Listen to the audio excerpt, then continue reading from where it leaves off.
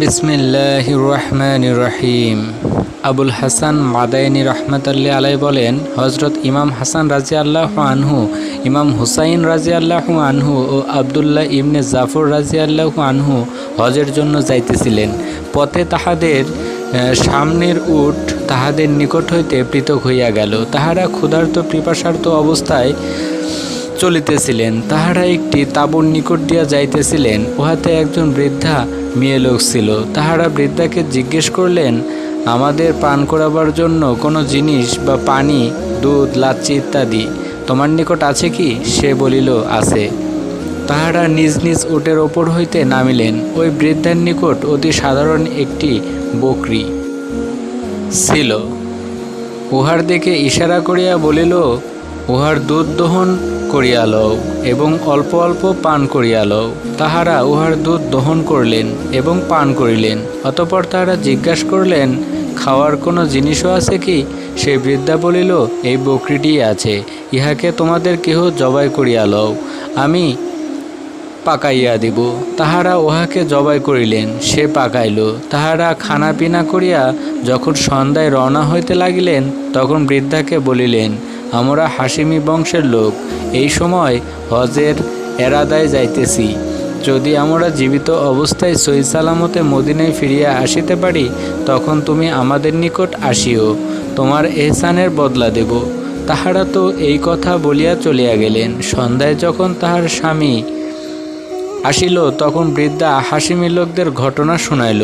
সে খুবই রাগান্বিত হইয়া বলিল, তুমি অপরিচিত লোকদের জন্য বকরিটি জবাই করিয়া ফেলিলে, জানা নাই কে বা কাহারা ছিল, অথচ বলিতেছ হাশিমি বংশের লোক ছিল। মোট কথা সে রাগান্বিত হইয়া চুপ হইয়া গেল। কিছুদিন পর যখন তাহাদেরকে অভাব অনটন খুবই অতিষ্ঠ করিয়া তুলিল, তখন তাহারা মেহনত ও মজদুরি করার উদ্দেশ্যে মদিনা মুনাওয়ারায় গেল। দিনভর উটের গোবর শুকাইয়া উহা বিক্রয় করিয়া জীবন অতিবাহিত করিতে লাগিল।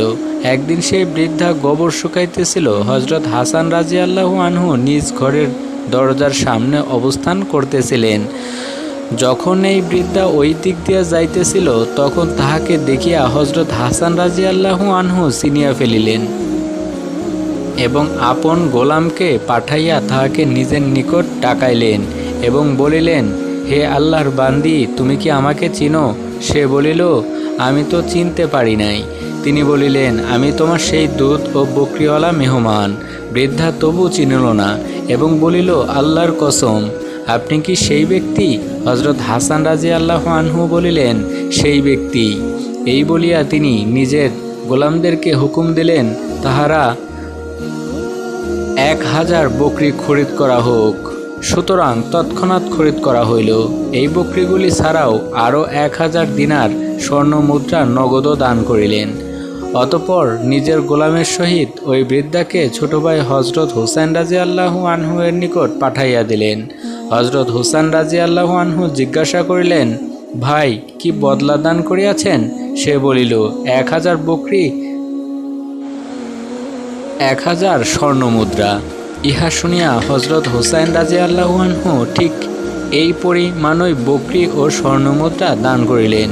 অতঃপর তিনি বৃদ্ধাকে হযরত আবদুল্লাহ ইবনে জাফর রাদিয়াল্লাহু আনহু এর নিকট পাঠাইয়া দিলেন। তিনি খবর লইলেন যে ওই দুই বুজুর্গ কি কি দান করিয়াছেন। যখন তাহাদের পরিমাণ জানিতে পারিলেন, তখন তিনি 2000 বকরি এবং 2000 স্বর্ণমুদ্রা দান করিলেন আর বলিলেন, তুমি যদি প্রথমে আমার সহিত সাক্ষাৎ করিতে, তবে আমি ইহা হইতে অনেক বেশি দিতাম। এই বৃদ্ধা 4000 বকরি ও 4000 স্বর্ণমুদ্রা লইয়া স্বামীর নিকট পৌঁছিল এবং বলিল, ইহা ওই দুর্বল ও কমজোর বকরির বদলা।